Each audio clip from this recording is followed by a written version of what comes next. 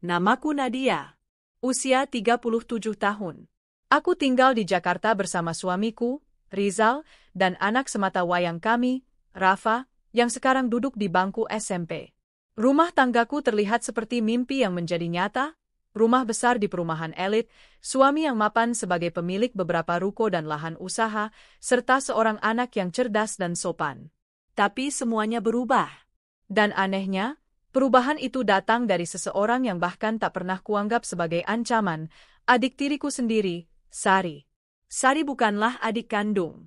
Ia adalah anak dari istri kedua ayahku. Setelah ibu kandungku meninggal dunia saat aku masih kecil, ayah menikah lagi dengan seorang janda muda dari desa. Dari pernikahan itu, lahirlah Sari. Aku dan Sari terpaut 11 tahun. Ketika aku lulus SMA dan merantau ke Jakarta, Sari masih balita, tak tahu apa-apa tentang hidup. Kami bukan saudara yang dekat. Aku jarang pulang kampung. Sejak kuliah hingga menikah, hidupku berpusat di kota besar ini. Sesekali saat lebaran, kami bertemu. Tapi sekadar salam, senyum, basa-basi. Tidak ada pelukan hangat antara kakak dan adik. Tidak ada cerita tentang sekolah atau cinta. Kami seperti dua orang asing yang kebetulan memiliki ayah yang sama. Rizal mengenal Sari hanya sebatas tahu dari foto-foto lama atau cerita ketika aku sesekali menyebut keluarga di desa. Aku tidak pernah membayangkan bahwa dua orang yang nyaris tak saling kenal itu bisa menyimpan rahasia yang merobohkan seluruh duniaku. Suatu sore 3 bulan lalu, saat aku sedang duduk di teras rumah menikmati sore yang langka tanpa jadwal, ponselku berdering. Sebuah nomor tak dikenal. Halo? Kak Nadia? Ini Sari. Aku terdiam sesaat. Sari? Oh iya, Sari. Ada apa, Di? Suara di ujung sana terdengar gugup. Maaf ganggu, aku lagi di Jakarta. Aku bingung mau tinggal di mana. Katanya Jakarta keras, jadi aku ingat Kak Nadia. Aku menarik napas pelan. Kamu di Jakarta? Ada urusan apa? Mau cari kerja, Kak, di desa susah, Kak. Aku pikir, siapa tahu bisa bantu-bantu kakak juga sambil cari kerja, ucapnya cepat, seolah takut kutolak. Aku diam. Rizal muncul dari dalam rumah dan duduk di sebelahku. Kututup telepon lalu menjelaskan padanya. Ia mengangguk tanpa banyak komentar. Biar saja dia tinggal di rumah kosong di belakang. Rumah asisten dulu itu masih lengkap tempat tidurnya kan? Kata Rizal. Aku setuju. Malam itu juga, Sari datang dengan koper besar dan wajah polos. Rambut panjangnya dikepang sederhana, pakaiannya sangat desa, tapi matanya, entah kenapa, ada sorot yang membuatku tak nyaman. Aku menyambutnya dengan senyum hangat. Aku bukan orang jahat. Meskipun kami tidak dekat, dia tetap adikku. Aku kenalkan dia pada Rafa, yang menyambutnya dengan sopan. Rizal juga tersenyum ramah, bahkan menawarinya ikut makan malam bersama kami. Terima kasih banyak, Kak. Abang, kalian baik banget, katanya dengan suara lirih. Ia menunduk seperti anak ayam baru keluar dari kandang. Tapi aku tidak tahu, ternyata seekor ular sedang menyelinap masuk ke sarangku. Hari-hari berjalan seperti biasa. Aku tidak terlalu memerhatikan Sari. Dia sering membantuku di dapur, mencuci baju, membersihkan taman belakang. Aku tak curiga apapun. Rizal mulai sering pulang lebih malam, tapi aku anggap itu karena urusan kantor. Rafa juga mulai les tambahan, jadi rumah semakin sepi. Aku tak merasa ada yang janggal sampai suatu hari aku masuk ke dapur dan mendengar suara lirih. Aku kangen, suara itu berasal dari belakang pintu gudang kecil di samping dapur. Aku menahan napas. Suara laki-laki membalas lirih. Sabar, nanti aku cari waktu. Aku terpaku. Itu suara Rizal. Dan suara wanita itu, Sari. Aku segera membuka pintu. Tapi tidak ada siapapun. Kosong. Hanya aroma parfum lelaki yang masih samar. Aku mulai gelisah. Beberapa hari kemudian, aku menemukan hal yang lebih mencengangkan. Pagi itu, saat membereskan cucian yang dijemur, aku menemukan sesuatu jatuh dari saku celana Sari, alat tes kehamilan. Garis 2. Positif. Darahku seperti berhenti mengalir. Aku mencoba tenang, tapi tubuhku menggigil. Aku membawa benda itu ke dalam kamar. Rizal sedang di kamar mandi. Begitu ia keluar, aku menatapnya. Ini punyamu. Ia tampak bingung. Apa? Kutunjukkan benda itu. Wajahnya memucat. Sari yang hamil, kan? Bisikku. Ia terdiam. Tak menyangkal. Aku duduk lemas. Dunia seperti runtuh. Rumah, anak, cinta, semuanya seperti dibakar dalam sekejap. Tapi aku bukan wanita lemah. Aku tidak akan menangis di depannya. Sudah berapa lama? Tanyaku datar. 6 bulan, jawabnya dengan suara pelan, penuh rasa bersalah. Aku menutup mata. Nafasku tercekat. 6 bulan. Artinya saat Sari baru datang, dia sudah mulai hubungan gelap itu. Di bawah atap yang sama. Di rumahku. Aku bangkit. Baik. Kau mau menikahinya? Rizal tertunduk. Kalau begitu, kita cerai. Tapi aku punya syarat. Ia mendongak, wajahnya bingung dan cemas. Sebelum kau ceraikan aku, semua aset, rumah ini, ruko-ruko, kendaraan, rekening, surat tanah, semuanya atas nama anak kita, Rafa. Bukan atas nama aku, bukan juga atas nama Sari atau anakmu yang lain. Hanya Rafa. Rizal terdiam lama. Ia tak bisa bicara. Tapi akhirnya, ia mengangguk. Kalau itu bisa menebus kesalahanku, aku akan lakukan. Aku mengangguk pelan. Kita ke notaris besok. Sari belum tahu. Dia masih ceria, tertawa-tawa kecil saat menyiram tanaman di taman. Mungkin dia berpikir dia sudah menang. Bahwa dia telah merebut suamiku, rumahku, hidupku. Tapi aku tidak akan menyerah semudah itu. Aku bukan wanita yang bisa dikalahkan dengan satu perselingkuhan. Aku tidak butuh harta. Tapi anakku berhak atas semuanya. Dan aku akan pastikan itu. Di balik senyum lembutku, ada badai yang siap meledak. Dan aku akan memperlihatkan pada adik tiriku, bahwa walau suamiku akan menikahinya, cintanya tetap milikku. Aku masih mengingat betul bagaimana Sari pertama kali datang ke rumah kami. Waktu itu sore hari, gerimis baru saja reda, dan pelataran rumah masih basah. Suaraku tercekat saat melihat sosoknya berdiri di depan pagar. Baju sederhananya melekat pada tubuh kurusnya, koper besar berada di samping kakinya yang penuh lumpur desa. Ada sorot memelas di matanya. Assalamualaikum, Kat, suaranya lirih, nyaris tenggelam dalam hembusan angin. Aku membuka pagar tanpa banyak tanya. Masuk, Sar. Ia mengangguk dan masuk perlahan, seperti sedang melangkah ke dunia baru yang belum pernah ia sentuh. Aku pikir saat itu, kedatangannya tulus. Aku pikir, dia hanya ingin mencoba peruntungan di ibu kota. Aku pikir salah. Hari-hari pertama, Sari tampak canggung. Ia banyak diam, sering tertunduk, dan lebih banyak membantu pembantu kami di dapur. Aku memperkenalkannya pada tetangga sekitar sebagai adik tiriku dari desa yang sedang mencari pekerjaan. Beberapa hari kemudian, ia mulai terbiasa. Ia lebih banyak tertawa, sesekali berdandan, dan mulai memakai pakaian yang kupinjamkan. Aku tidak curiga apa-apa. Tapi perlahan, perubahan kecil mulai terasa. Rizal mulai betah duduk di ruang TV lebih lama saat Sari ada di sana. Aku sering melihatnya melirik sekilas ke arah Sari saat mengobrol. Awalnya kupikir hanya rasa kasihan seorang abang ipar pada adik iparnya. Tapi ketika Sari mulai memakai baju tidur tipis ke dapur malam-malam, lalu Rizal muncul beberapa menit setelahnya, perasaanku mulai gelisah. Pernah satu malam, aku keluar dari kamar untuk mengambil air di dapur. Lampu masih menyala, dan aku mendengar bisikan lembut di balik dinding ruang makan. Aku takut, Bang. Sudah, tenang. Tak ada yang tahu. Detak jantungku berdentum keras. Aku mendekat pelan-pelan, berusaha tak membuat suara.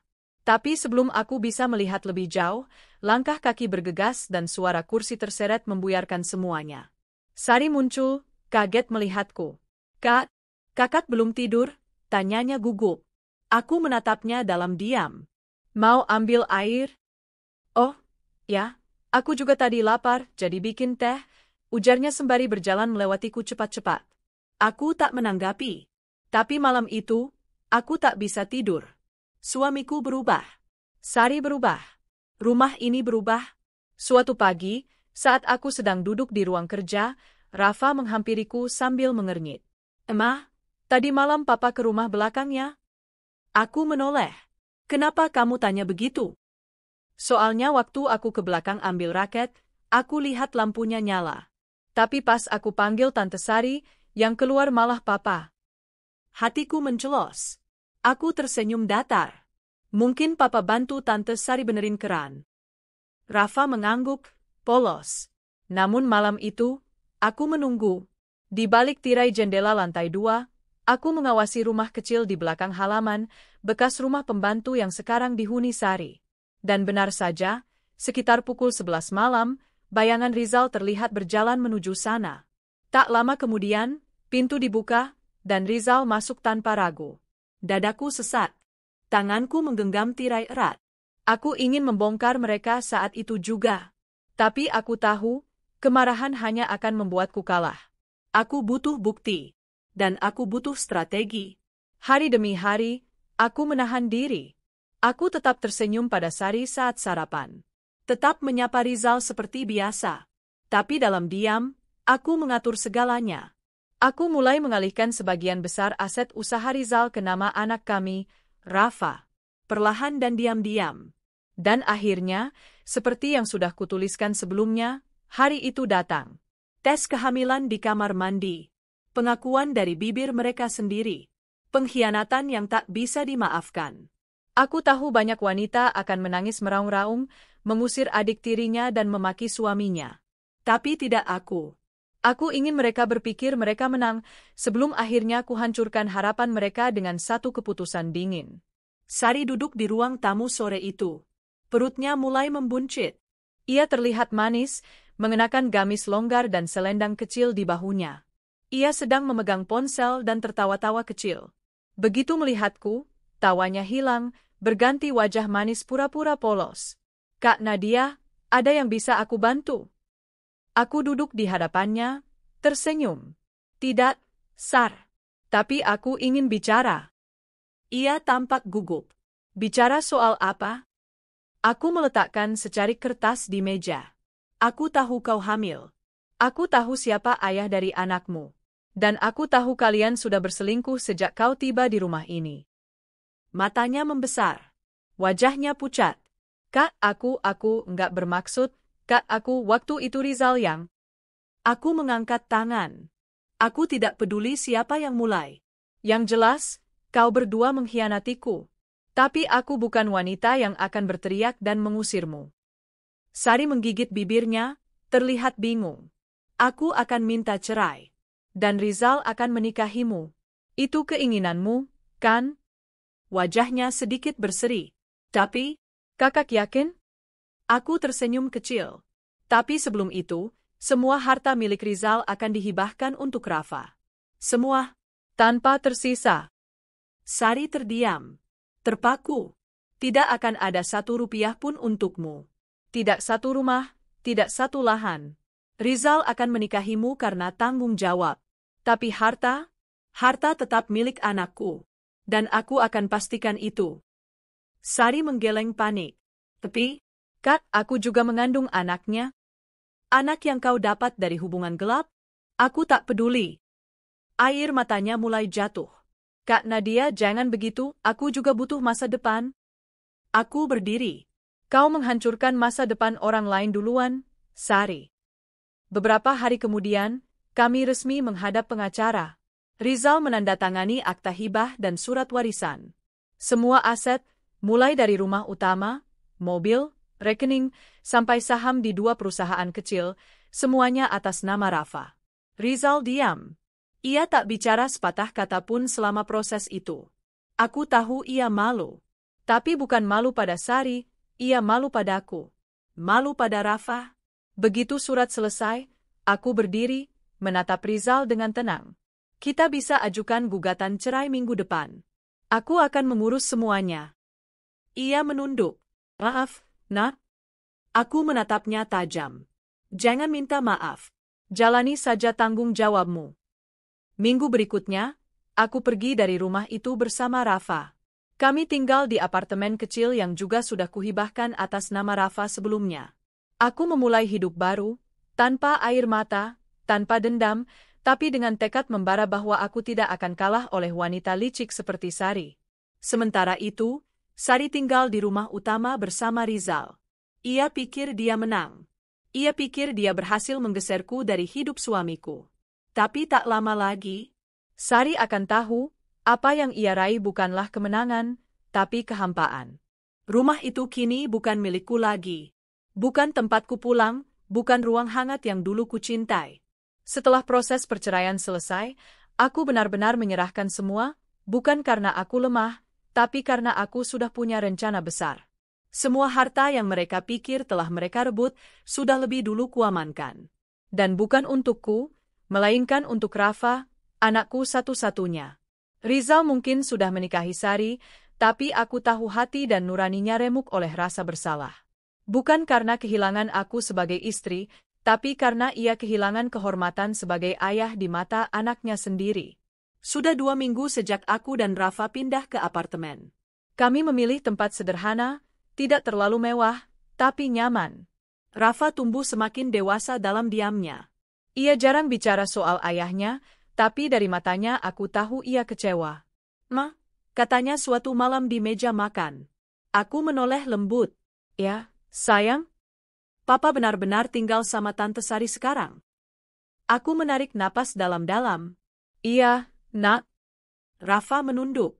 "Jadi adikku bakal dari dia, ya?" Aku ingin menjawab dengan netral, tapi air mataku menahan.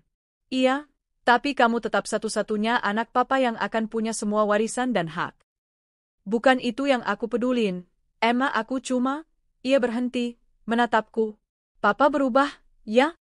Aku mengangguk pelan. "Tapi kamu gak perlu khawatir.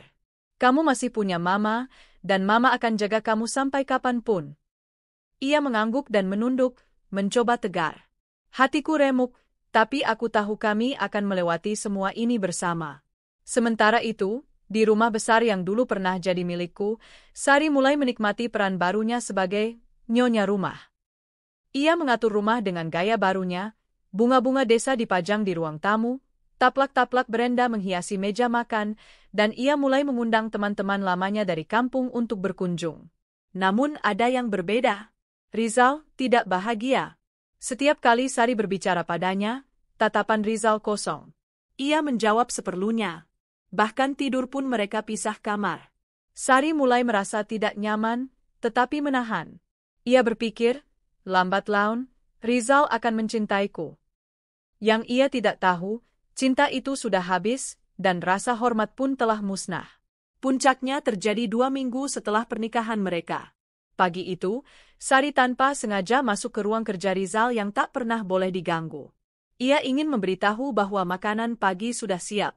Tapi di sana, ia menemukan tumpukan berkas di atas meja. Salah satunya, surat hibah aset dengan nama Rafa sebagai penerima tunggal. Matanya membesar. Jantungnya berpacu cepat. Dibacanya satu persatu, rumah utama, mobil Alphard, 3 ruko di Cibubur, 2 lahan di Bogor, 1 villa di Puncak, semua atas nama Rafa. "Tidak mungkin," bisiknya. "Tidak mungkin." Ia mengguncang meja, marah, panik, kecewa, dan takut dalam satu waktu. Saat itulah Rizal masuk. "Sari, ngapain kamu di sini?" Sari membalikkan tubuhnya dengan wajah merah dan mata berair. Kamu kasih semua ini buat anak dari istrimu yang pertama. Gimana dengan anakku? Gimana dengan aku?" Rizal menarik napas, menahan emosi. "Sari, tenangkan dirimu dulu." "Tenang? Gila kamu, Bang. Aku hamil anakmu. Dan kamu malah kasih semua harta ke anak dari perempuan yang sudah kamu ceraikan." Rizal memejamkan mata. "Karena aku punya tanggung jawab, aku salah. Aku hancurkan keluarga itu, dan ini satu-satunya cara untuk menebusnya." Sari menggeleng-geleng tak percaya. "Kau lebih pilih dia, ya? Masih cinta dia, ya?" "Toh?"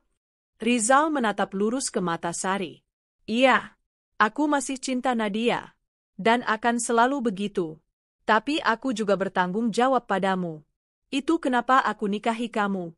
Tapi jangan berharap lebih." Sari terduduk di lantai ruang kerja. Tangisnya pecah. Ia membayangkan hidup mewah yang dulu ia impikan.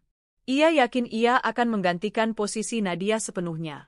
Tapi ternyata, yang ia dapat hanya label istri kedua, tanpa kehormatan, tanpa cinta, dan tanpa harta.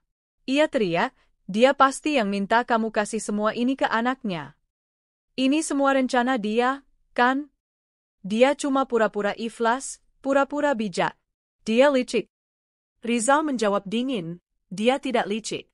Dia cerdas. Dan aku yang bodoh. Beberapa hari setelah itu, Sari datang ke apartemenku. Ia mengetuk pintu seperti orang kalap. Rafa sedang di sekolah, jadi aku sendiri yang membukakan pintu. Aku tak terkejut melihat wajahnya merah dan matanya sembab. Kau puas? Ya, katanya dingin. Aku hanya tersenyum. Masuklah kalau mau bicara baik-baik. Tak usah, katanya keras. Kau manipulatif. Kau atur semua ini supaya aku tak dapat apa-apa. Aku menatapnya dengan tenang. Kau pikir mudah bagiku kehilangan suami? Tapi aku tidak kehilangan harga diriku. Kau punya suamiku, tapi aku punya semua yang berarti baginya, anaknya dan hormatnya. Sari mengertakkan gigi. Aku juga mengandung anaknya. Aku tersenyum miring. Yang kau kandung mungkin anaknya, tapi bukan warisannya. Kau selingkuh. Kau menusukku dari belakang. Kau pikir dunia akan berpihak padamu. Air mata Sari mengalir deras. Aku cuma ingin hidup lebih baik, aku nggak kuat di desa, aku cuma pengen dihargai. Aku menatapnya, dan untuk sesaat, aku melihat ketakutan nyata dalam dirinya. Sari, kataku lembut tapi tajam. Kau salah jalan. Dan sekarang kau menuai akibatnya. Ia memalingkan wajah, menahan tangis. Aku benci kamu. Aku menjawab tenang, itu hakmu. Tapi yang perlu kau tahu, tidak semua yang kau inginkan akan jadi milikmu hanya karena kau mengandung anak seorang pria. Dunia tak bekerja seperti itu. Sejak hari itu, Sari tak pernah datang lagi. Aku mendengar kabar dari mantan pembantuku bahwa rumah besar itu semakin sepi. Rizal lebih sering tinggal di kantor, dan Sari semakin murung. Kehamilannya berjalan penuh tekanan. Sementara itu, aku dan Rafa hidup dengan damai. Aku kembali bekerja di bidang desain interior, proyek-proyek kecil mulai berdatangan. Rafa makin semangat sekolah. Ia ikut kelas seni, mulai main gitar, dan bahkan mulai belajar memasak. Aku tak butuh Rizal kembali. Aku juga tak ingin membalas dendam. Tapi aku tahu, dari jauh, Rizal selalu mengawasi kami. Ia kirim uang bulanan, telepon untuk menanyakan kabar Rafa, dan sesekali mengirim kado tanpa nama. Aku tidak pernah membalas. Tapi aku tahu, di hatinya, masih ada penyesalan yang tak bisa ia hapus. Dan Sari? Dia kini tahu, bahwa menjadi madu tak membuatnya jadi ratu. Dia cuma bayangan dari yang pernah berdiri di atas singgasana. Dan tak akan pernah menggantikanku, di hati suamiku, di mata anakku, dan di warisan yang dia idamkan. Langit Jakarta sore itu tampak muram. Awan gelap menggantung rendah seperti mencerminkan suasana hatiku. Aku duduk di teras apartemen sambil memandangi jalanan yang dipenuhi kendaraan padat, membiarkan hembusan angin menyibak helai rambutku yang terurai. Di dalam apartemen, Rafa sedang belajar online, sesekali bertanya tentang tugasnya. Kehidupan kami memang berubah, tapi tidak hancur. Justru sejak kami pindah ke apartemen sederhana ini, rasanya aku dan Rafa justru lebih dekat dan tenang. Namun, pikiranku belum sepenuhnya damai. Ada satu urusan yang belum selesai, urusan warisan. Dulu, saat awal menikah dengan Rizal, aku ikut membantu membesarkan usaha keluarga. Dari satu ruko kecil, kami membangun hingga punya 3 cabang. Aku yang mengatur interior, pemasaran, dan bahkan membina karyawan. Semua dilakukan bersama. Jadi ketika perselingkuhan itu terjadi, bukan hanya hatiku yang dihancurkan, tapi juga perjuangan yang pernah kami rajut bersama. Aku tidak bisa menghapus luka itu. Tapi aku bisa memastikan hasil keringatku tidak jatuh ke tangan orang yang menghancurkan hidupku, Sari. Karena itu, saat Rizal mengaku dan aku memutuskan untuk bercerai, aku tak minta banyak. Aku hanya bilang, silakan kau nikahi Sari. Tapi semua warisan jatuh ke tangan Rafa. Tanpa sisa. Tanpa pengecualian. Dan itu harus tercatat di depan notaris, disahkan secara hukum. Rizal tidak melawan. Ia hanya menunduk, dengan mata yang terlihat lelah dan kosong. Aku bersalah, Nat. Aku tahu aku hancurkan semuanya. Kau boleh atur semuanya, asal Rafa tetap mendapatkan yang terbaik. Dan aku pun melakukannya. Bersama pengacara dan notaris, aku menyusun dokumen hibah dan surat waris yang mengunci semua aset dalam kendali Rafa. Meski usianya belum cukup dewasa, aku sebagai wali sahnya punya kendali penuh sampai nanti dia berusia 21 tahun. Termasuk rumah besar yang kini ditempati Rizal dan Sari, semua suratnya atas nama Rafa. Sari belum tahu. Dan aku ingin menyimpan kejutan itu sampai waktunya tepat. Karena aku tahu, ia akan meradang. Akan histeris. Tapi itulah pembalasan yang paling halus, bukan dengan kata-kata, tapi dengan kenyataan yang tak bisa dia lawan. Suatu malam, sekitar 3 minggu setelah surat warisan ditandatangani, Rizal datang menemuiku di apartemen. Rafa sudah tidur.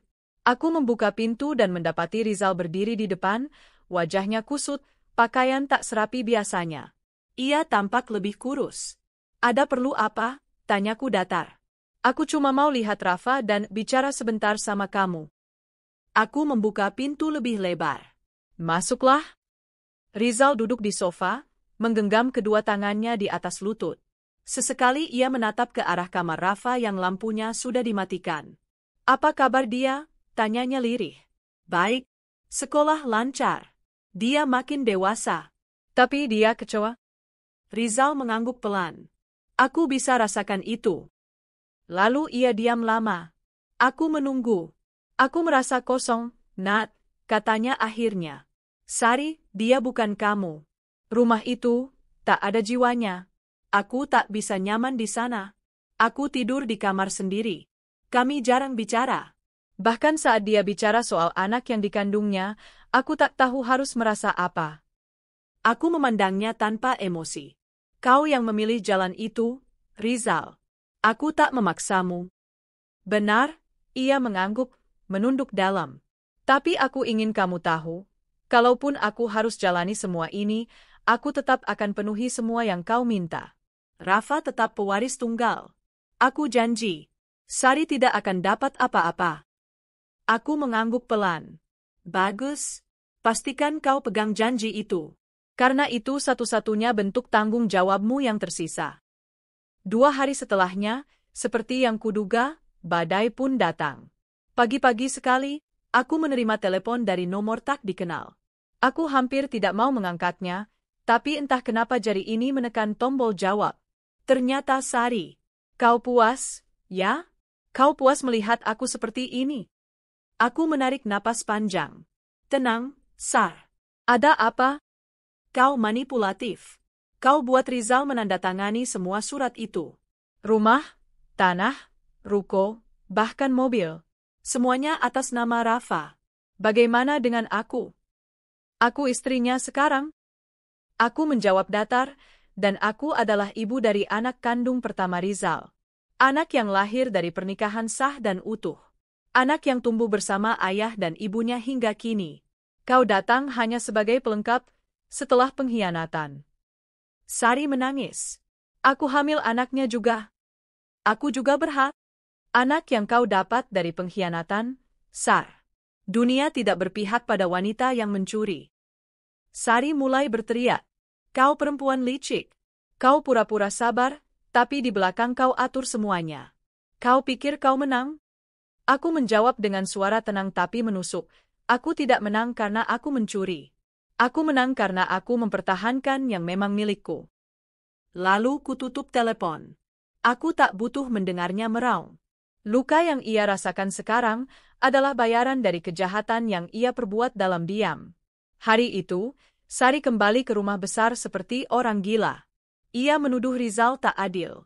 Ia memukul bantal, membanting vas bunga, menangis histeris di kamar.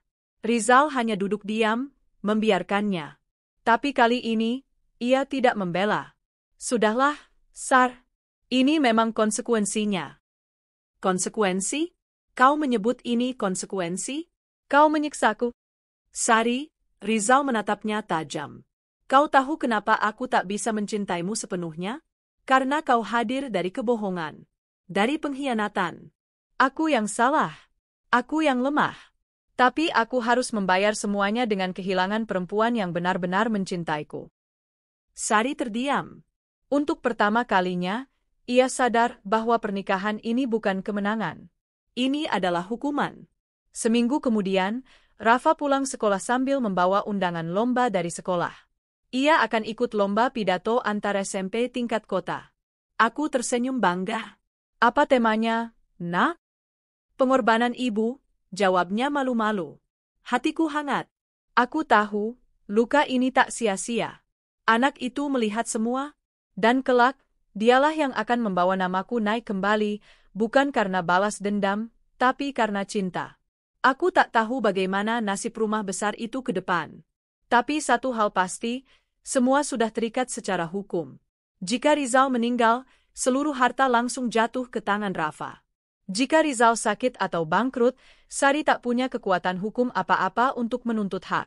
Bahkan jika ia melahirkan, anaknya tak bisa mengklaim warisan yang sudah dihibahkan lebih awal. Dan aku sudah tenang. Luka ini tetap ada, tapi aku memilih untuk tidak membiarkannya mengendalikan hidupku. Karena aku sudah berhasil menunjukkan pada dunia bahwa kesabaran dan kecerdasan bisa mengalahkan tipu daya dan nafsu. Pernikahan Rizal dan Sari dilangsungkan sederhana di sebuah kawa di kampung halaman Sari. Tak ada pesta mewah, tak ada senyuman tulus. Hanya ada rasa tanggung jawab yang membelenggu dan pengkhianatan yang belum juga lunas dibayar. Sari begitu bahagia, tapi kebahagiaan itu hanya bertahan sementara. Ia pikir, begitu resmi menjadi istri Rizal, hidupnya akan berubah glamor seperti kakaknya. Tapi kenyataan berbicara lain. Rizal kembali ke Jakarta sendirian sehari setelah pernikahan. Ia bahkan tak menunggu hingga malam tiba. Ada urusan penting dengan anakku. Jawabnya singkat saat Sari memohon agar ia tinggal barang 2 malam. Sari kecewa, tapi ia mencoba mengerti. Ia pikir, setelah ini Rizal akan segera membawanya ke Jakarta dan hidup bersama sebagai suami istri. Tapi hari berganti minggu, minggu berubah bulan, dan Rizal hanya datang beberapa kali tanpa pelukan, tanpa ciuman, tanpa kemesraan. Sementara itu di Jakarta, aku menjalani hari-hari seperti biasa bersama anakku, Dira. Wajah kecil itu menjadi kekuatanku, satu-satunya alasan aku bertahan dan tidak hancur saat dikhianati. Rumah kami tetap seperti dulu, Rizal masih membayar semua kebutuhan rumah dan sekolah Dira, tapi dia tak tinggal di sana lagi. Namun hampir setiap hari, ia datang ke rumah. Membantu Dira mengerjakan PR, menemaninya makan malam, bahkan mengantar ke sekolah. Papa nggak tinggal di sini lagi, tanya Dira suatu malam, polos. Aku menatapnya dengan senyum tipis. Papa sekarang tinggal di tempat lain, tapi dia tetap sayang sama kamu.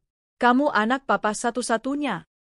Dira mengangguk, lalu melanjutkan makannya tanpa curiga.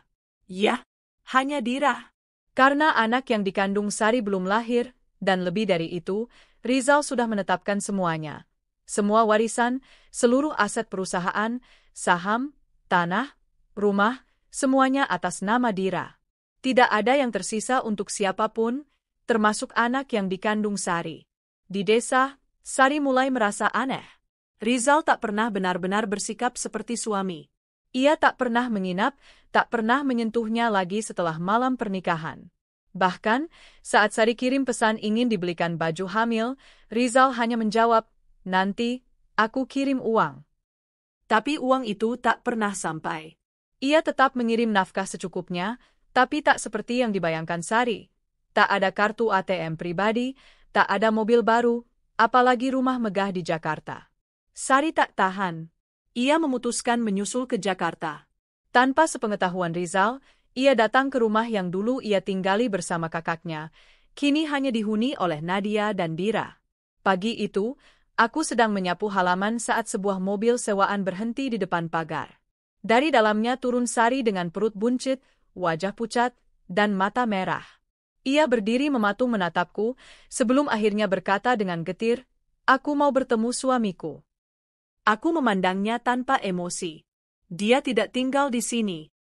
Jangan pura-pura polos, Kat. Aku tahu dia masih sering datang ke sini. Jangan pikir karena kau mantan istrinya, kau bisa seenaknya memanggilnya setiap malam, bentaknya. Aku tersenyum tipis. Sari, aku tidak memanggil siapa-siapa. Rizal datang karena anaknya ada di sini. Anaknya yang sah. Warisannya juga semua sudah atas nama Dira. Kamu tahu kan, surat-suratnya sudah ditandatangani. Wajah Sari berubah pucat. Kau, apa maksudmu semua warisan? Semua sudah Rizal serahkan pada Dira. Bahkan surat wasiatnya pun sudah dibuat. Jika Rizal meninggal mendadak, Dira akan langsung mewarisi seluruh kekayaan ayahnya. Tak ada satupun untukmu atau anakmu nanti. Sari terhuyung. Napasnya terengah.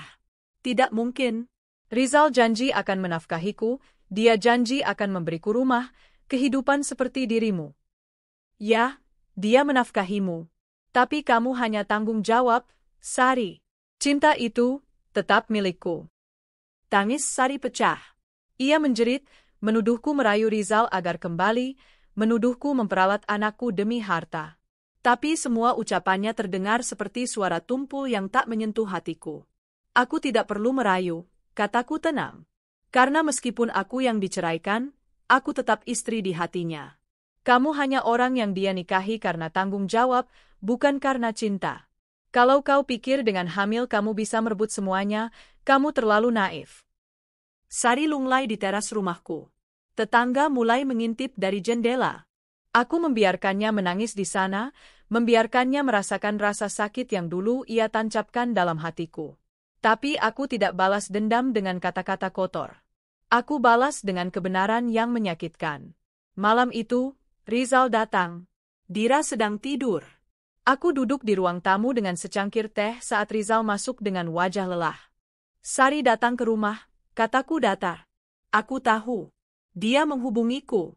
Maaf kalau dia mengganggu, jawabnya lemah. Aku tak marah, Rizal. Hanya ingin bertanya. Kenapa kamu tetap datang ke sini, pulang ke rumah yang sudah kamu tinggalkan?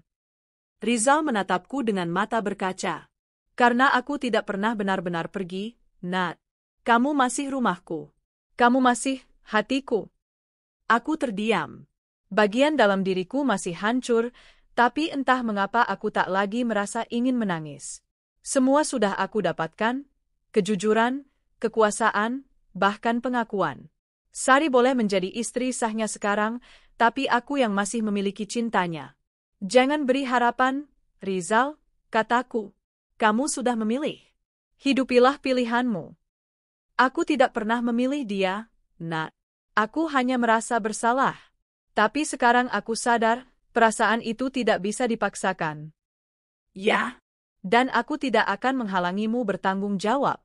Tapi ingat, anak kita adalah satu-satunya pewaris. Jangan pernah kau biarkan ada celah. Rizal mengangguk pelan.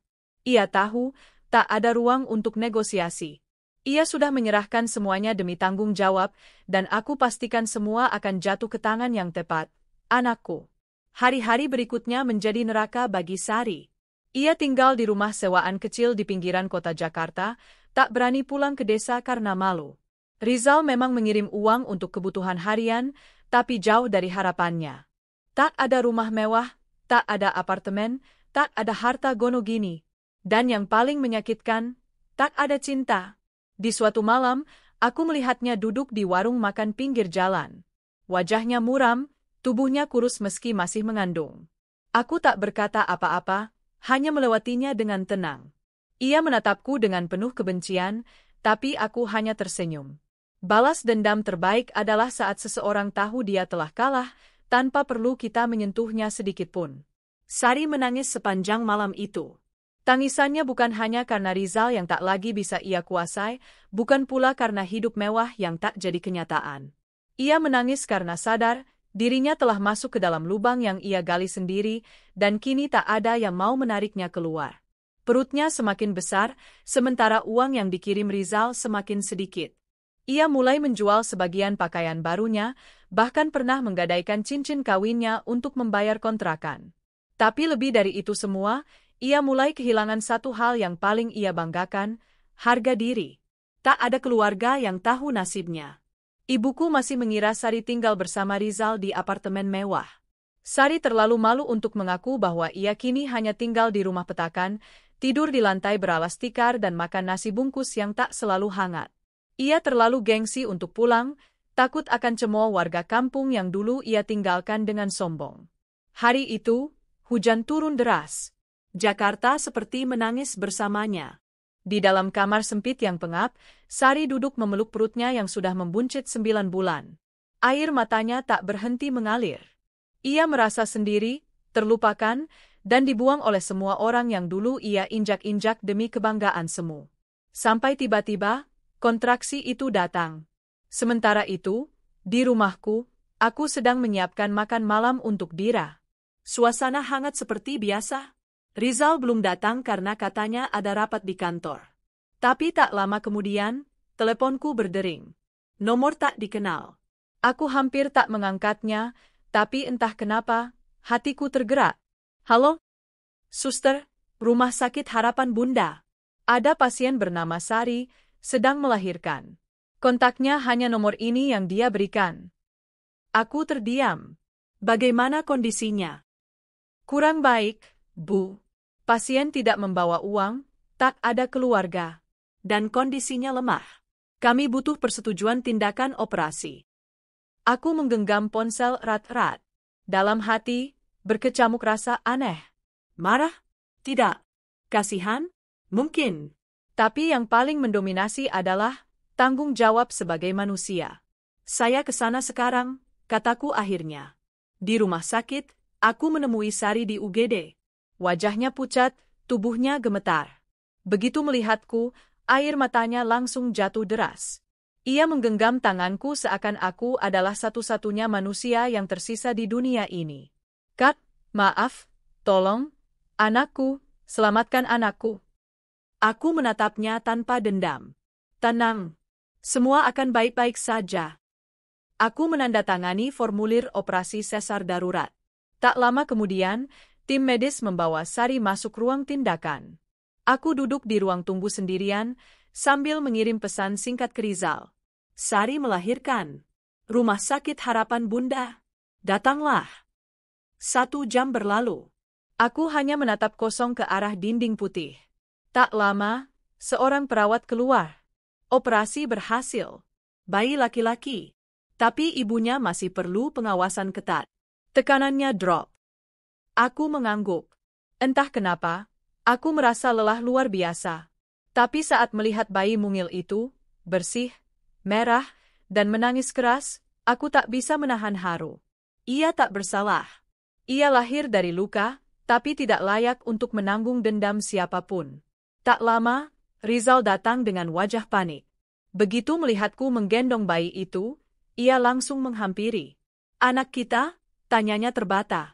Aku menggeleng. Anakmu. Dari Sari. Ia terdiam. Lama. Kau yang menyelamatkan mereka? Siapa lagi? Dia tak punya siapa-siapa. Rizal menatapku dengan perasaan campur aduk. Oh, terlalu baik, Nak. Aku menatap bayi itu, lalu mengulurkannya perlahan ke Rizal. Ini anakmu. Tapi ingat, satu-satunya pewaris tetap Dira. Anak ini, kamu urus sendiri. Hari-hari setelah kelahiran bayi itu menjadi titik terendah dalam hidup Sari. Meski selamat, tubuhnya belum sepenuhnya pulih. Ia mengalami baby blues parah.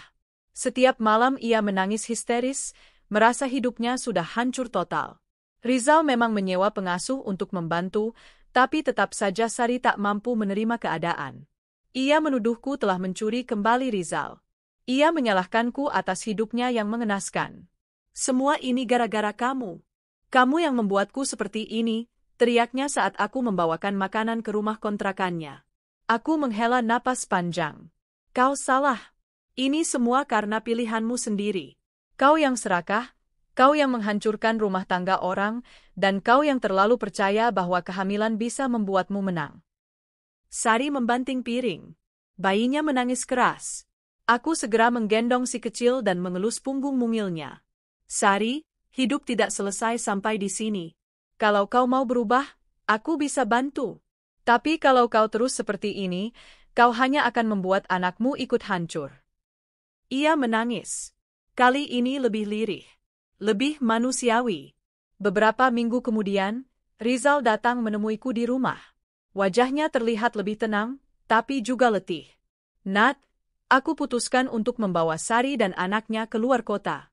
Aku belikan rumah kecil di Bandung. Akan aku siapkan uang bulanan, dan semua akan ditangani asisten. Aku menatapnya, bingung. Kenapa tidak tetap di sini saja? Karena Sari butuh jauh dari kamu. Setiap melihatmu, dia menganggap kamu musuh. Aku tak ingin dia menyakiti dirimu, atau Dira. Dan, aku ingin kita punya ruang untuk tenang. Aku hanya mengangguk. Asal kamu pegang janji. Dira tetap anakmu satu-satunya yang berhak atas semua itu. Tidak perlu dikhawatirkan. Surat wasiat dan akta sudah jadi. Semua atas nama Dira. Aku tidak akan mengulang kesalahan. Beberapa bulan kemudian, hidupku kembali tenang. Dira tumbuh menjadi anak yang cerdas dan ceria. Aku mulai membuka toko online kecil-kecilan, menjual kerajinan tangan dan produk rumah tangga. Aku tidak lagi terlalu memikirkan Rizal, meski ia masih sering datang menengok Dira. Di Bandung, Sari mulai belajar menerima kenyataan. Ia tak bisa lagi menyalahkanku. Ia sibuk mengurus bayi, menyusui, berganti popok, dan belajar menjadi ibu. Perlahan-lahan, ia berubah. Tidak lagi tampil glamor, tidak lagi bicara dengan nada tinggi. Ia mulai menjadi manusia biasa. Suatu hari, aku mendapat surat dari Sari. Tulisan tangannya masih sama. Kak Nadia, maafkan aku. Aku sudah terlalu banyak menyakitimu. Aku terlalu iri, terlalu serakah. Kini aku tahu, menjadi istri bukan soal status, tapi soal hati. Dan hatinya, tak pernah aku miliki. Aku tak minta kau menerima aku lagi, tapi aku harap suatu saat, anakku dan anakmu bisa menjadi saudara yang saling menyayangi. Terima kasih telah menyelamatkanku. Sari, aku menangis membaca surat itu. Bukan karena sedih, tapi karena akhirnya, adik tiriku belajar menjadi manusia. 3 tahun telah berlalu sejak malam itu, malam ketika Sari melahirkan dalam keadaan mengenaskan dan aku memilih memaafkan semua luka yang ia torehkan. Banyak hal telah berubah. Wajahku memang tetap sama, tapi hatiku jauh lebih damai. Rizal kini tinggal di luar kota, pindah ke Surabaya untuk mengelola cabang perusahaan keluarga. Hubungan kami tetap baik sebagai orang tua dari Dira, walau secara status hukum kami sudah tak lagi suami istri. Perceraian itu terjadi tanpa pertengkaran. Kami duduk, bicara, dan menyadari bahwa cinta kami sudah lama hilang, bukan karena Sari, tapi karena kami terlalu sibuk mempertahankan, harusnya, daripada mengakui, sebenarnya. Aku lega, karena akhirnya, aku bisa hidup tanpa bayang-bayang. Dira tumbuh menjadi gadis kecil yang ceria. Kini ia sudah mulai masuk TK dan selalu semangat tiap pagi. Kadang ia bertanya, "Mama, kenapa ayah tinggal jauh?" Dan aku akan menjawab, "Karena ayah kerja di tempat yang lebih besar." Tapi Dira tetap kesayangan ayah. Ia akan mengangguk dan tersenyum, seolah itu cukup. Dan aku sibuk membesarkan mimpiku sendiri. Toko online-nya kini sudah berkembang jadi sebuah galeri kecil di Jakarta Selatan, menjual berbagai kerajinan tangan hasil karya ibu-ibu rumah tangga yang kutraining dari berbagai daerah. Aku ingin membuktikan bahwa perempuan, betapapun sederhana penampilannya, bisa punya tempat di dunia ini, asal tidak berhenti berusaha. Hidup memang tak sempurna, tapi aku belajar menciptakan bahagia dalam bentukku sendiri. Suatu siang yang hangat, saat aku sedang memeriksa stok di galeri, seorang wanita datang bersama anak lelaki kecil berusia sekitar 3 tahun. Rambut ikal si anak membuatku langsung tahu, itu pasti anak Rizal dan Sari. Dan benar saja, wanita itu adalah Sari. Tapi bukan Sari yang dulu. Ia datang dengan wajah tenang, mengenakan baju sederhana tanpa make-up berlebihan. Wajahnya sedikit lebih tirus, mungkin karena kesibukan mengurus anak. Tapi sorot matanya berbeda. Ada keikhlasan yang tak pernah kulihat sebelumnya. Aku berdiri, kaku sejenak, lalu tersenyum. "Sir?" Ia mengangguk, lalu menggandeng anak kecil itu mendekat. "Ini Ryan. Anakmu juga, dalam arti, dia adiknya Dira." Aku menatap bocah itu yang kini bersembunyi di balik kaki ibunya. Hai, Ryan. Aku Tante Nadia. Anak itu mengintip dan tersenyum malu. Sari mengangkatnya, lalu berkata pelan, aku minta maaf datang tanpa kabar. Tapi aku merasa sudah waktunya aku berdiri bukan sebagai musuhmu, tapi sebagai saudara. Aku terdiam. Suara Sari berbeda. Lebih tenang, lebih jujur. Aku sudah lama ingin ke sini, tapi rasa malu menahanku. Tapi makin hari, aku sadar kita sudah terlalu lelah untuk menyimpan dendam. Aku ingin hidupku damai. Dan aku tahu, itu hanya bisa terjadi kalau aku berdamai denganmu. Aku menghela napas. Aku sudah lama berdamai, Sar. Bahkan sejak malam kau melahirkan. Sari tersenyum, matanya berkaca-kaca. Kau tahu, setelah semua yang terjadi, aku sempat menyalahkan semua orang. Tapi saat aku sendirian di malam-malam gelap, hanya suara tangis anakku yang membuatku sadar, aku harus berubah. Untuk dia. Bukan untuk Rizal. Bukan untuk membuktikan apa-apa. Tapi untuk jadi ibu yang pantas. Aku memandangnya lama, lalu mempersilakan dia duduk. Ryan berlari-lari kecil ke pojok ruangan, tertarik dengan pajangan kayu lucu berbentuk gajah. Kau tinggal di mana sekarang? Tanyaku. Masih di Bandung. Aku ikut komunitas ibu tunggal dan mulai belajar mengaji anak-anak di musola. Lumayan, aku merasa berguna. Bagus, kataku tulus. Itu hal yang indah. Hening sejenak. Lalu Sari berkata lirih, kalau boleh, sesekali, aku ingin Ryan main dengan Dira. Aku ingin mereka kenal sebagai saudara, bukan sebagai cerita masa lalu kita. Aku mengangguk. Tentu saja. Aku akan senang. Sari tersenyum.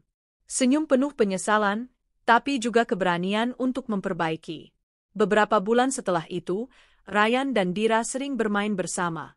Kadang aku dan Sari bertemu di taman, berbagi bekal dan cerita. Anehnya, aku tidak lagi merasa kesal atau canggung. Ada sesuatu yang menyembuhkan dalam pertemuan kami. Mungkin karena akhirnya, kami tak lagi melihat satu sama lain sebagai musuh, tapi sebagai dua wanita yang sama-sama pernah disakiti dan sama-sama memilih bangkit. Suatu hari, saat kami duduk di bangku taman, Sari menatapku dan bertanya, Kak Nadia, kalau boleh tahu, apa hal paling kau sesali dalam hidupmu? Aku tersenyum kecil, menyerahkan diriku pada pertarungan yang tak perlu. Dulu, aku terlalu sibuk mempertahankan pernikahan yang jelas-jelas tak sehat, hanya karena takut dianggap gagal. Aku lupa, bahagia itu bukan dari gelar istri, tapi dari ketenangan hati. Sari menunduk. Aku juga, menyesal karena pernah berpikir hidup bisa aku rebut dari tangan orang lain. Ternyata, kebahagiaan itu bukan warisan. Harus dibangun sendiri.